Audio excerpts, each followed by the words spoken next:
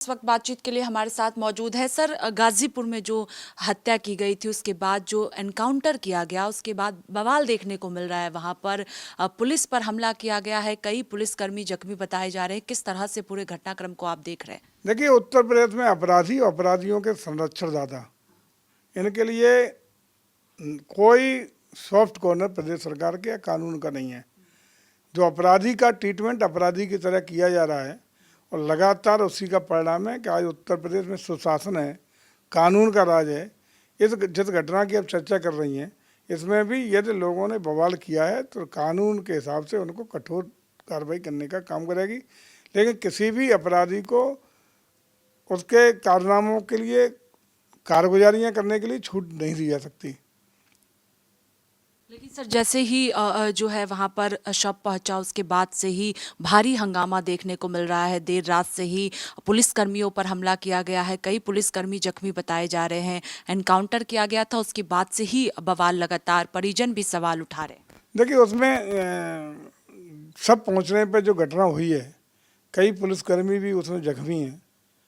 मुकदमा पंजीकृत हुआ है, कठोर कार्रवाई की जाएगी और बल्कि ऐसी घटना को बहुत गंभीरता से लेते हुए शासन के सख्त निर्देश हैं कि जो भी उपद्रवी हैं, जो माहौल ख़राब करने का प्रयास कर रहे हैं, जो कानून व्यवस्था को तोड़ने का प्रयास कर रहे हैं, जो पुलिस को ईंट पत्थर और अन्य तरीके से प्रहार करके चोट पहुंचाने का काम कर रहे हैं, उनको किसी भी कीमत पर बख्शने का काम नहीं होगा।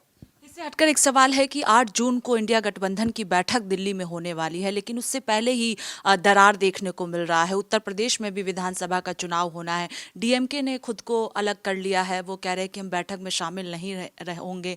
किस तरह से देख रहे हैं? क्योंकि इससे पहले भी हम सब ने देखा है कि इंडिया गठबंधन की बैठक में किस तरह से पार्टी टूटती हुई नजर आई। इंडिया गठबंधन का मतलब जो पुरानी कहावत कही जाती, केकड़ों का जमा बड़ा। एक टोकरी, वो किस्सा सुना होगा ना आपने, को टोकरी लेकर के केकड़ा जा रहा था, ऊपर बिना ढक्कन के ले जा रहा था। लोगों ने पूछा क्यों केकड़ा, ये आप ढके क्यों नहीं है? उन्हें ढकने की जरूरत नहीं, जो ऊपर चढ़ता है नीचे वाला उसको टांग पकड़ खींच लेता है। यही हालत इंडिया गठबंधन की है। एक भागता एक आ जाता है, एक भागता एक आ जाता है, कहीं कोई अर्थ नहीं है। एनडीए मजबूती के साथ आदरणीय मोदी जी के नेतृत्व में पूरे देश में जनता का विश्वास हासिल किए हुए है। अगाध श्रद्धा, आस्था, विश्वास पूरे देश की जनता के हर स्टेट का आदरणीय मोदी के नेतृत्व में है। और उसी का परिणाम है कि प्रदेश दर प्रदेश, चाहे वो पार्लियामेंट के चुनाव हों या उसके बाद के हुए विभिन्न स्टेट के चुनाव हों, सभी में प्रचंड बहुमत के साथ स्टेट की जनता का समर्थन और आशीर्वाद भारतीय जनता पार्टी के प्रत्याशियों को मिला है और प्रचंड बहुमत देकर सरकार बनाने का काम किया है, जनादेश दिया है। लेकिन सर उत्तर प्रदेश में भी कांग्रेस और समाजवादी पार्टी के बीच लगातार बयानबाजी हो रही है, क्रेडिट लेने की होड़ मची हुई है। 2024 में जिस तरह से बेहतर प्रदर्शन समाजवादी पार्टी द्वारा किया गया, कांग्रेस पार्टी द्वारा किया गया, उसका क्रेडिट लेने की आपस में ही नेता एक दूसरे पर आरोप लगा रहे हैं। देखिए, काट की अड़िया बार बार नहीं चढ़ती, वहाँ कोई क्रेडिट नहीं, झूठ का क्रेडिट उस समय चला। उस समय सपा और कांग्रेस गठबंधन ने लोगों के बीच में भ्रम फैलाने में वो सफल रहे कि 400 सीटें भारतीय जनता पार्टी इसलिए पार्लियामेंट में मांग रही है कि संविधान को बदल देंगे, आरक्षण को ख़त्म कर देंगे, और इसी भ्रम को कहीं ना कहीं लोगों के मन में बिठाने में सफल हुए। उसी के परिणाम स्वरूप इन्हें बेहतर कुछ परिणाम आए थे। लेकिन वही काट की अड़िया वाली बात, अब चुनाव के बाद सारी स्थितियाँ साफ हो चुकी हैं। इनके जो झूठ का पर्दाफाश हो चुका है। अब उत्तर प्रदेश की जनता समाजवादी पार्टी और कांग्रेस के बहकावे में आने वाली नहीं है। प्रचंड बहुमत के साथ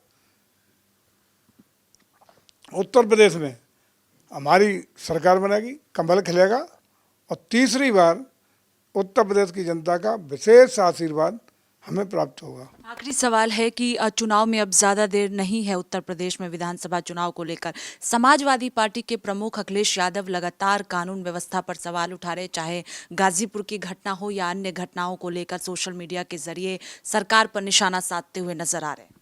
देखिए, अखिलेश जी को एक चिंतन करना चाहिए कि 2017 से पहले, यानी 2012 से 17 तक उनके अपने मुख्यमंत्रित्व कार्यकाल में, चाहे दंगों की बात करें, अपराधों की बात करें, महिलाओं के साथ हुई जातियाँ बलात्कार की घटनाओं की बात करें, ज़मीनों पे अवैध कब्जों की बात करें, या उत्तर प्रदेश में 5 साल के जंगल राज की बात करें, पूरी देश की जनता ने और खासकर उत्तर प्रदेश की जनता ने देखा है। और उन्हीं सब कुकृत्यों के कारण, इनके जो उस समय विफलता के ये कारण रहे थे, उन्हीं के कारण उत्तर प्रदेश की जनता ने प्रचंड बहुमत दे करके इनको सत्ता से बेदखल करके भारतीय जनता पार्टी की सरकार बनाने का जनादेश देने का काम किया। आपको ये खुद भी महसूस अखिलेश जी को भी करना चाहिए कि उत्तर प्रदेश का जो उस समय का जंगल राज था, उसी से सत्ता से बेदखल हुए। 20 साल पहले बिहार की इसी जंगल राज के कारण उनकी बेटे को जनादेश 20 साल बाद भी बिहार की जनता ने अभी के चुनाव में नहीं दिया है, क्योंकि उस समय का जंगल राज आज भी उनके जहन में था, उनके बेटे को नहीं दिया। जबकि लालू प्रत्यक्ष रूप से इस समय राजनीतिक रूप से सक्रिय नहीं, तो उनका बेटा लीड कर रहा था। तो क्या अखिलेश जी को लगता है कि 10 साल में उत्तर प्रदेश की जनता की याददाश्त इतनी कमज़ोर हो गई है कि उनके जंगल राज को भूल गए और दोबारा उन्हें सत्ता दे देगी? कभी नहीं। इसलिए अखिलेश जी बिहार से कम याददाश्त उत्तर प्रदेश की नहीं है। अभी कम से कम बिहार का प्रयोग ये सिद्ध करता है कि 20 साल तक जनता की याददाश्त अच्छी है, और मैं समझता हूँ उससे अच्छी याददाश्त उत्तर प्रदेश की जनता की है। अभी आपका कहीं नंबर लगने वाला नहीं है।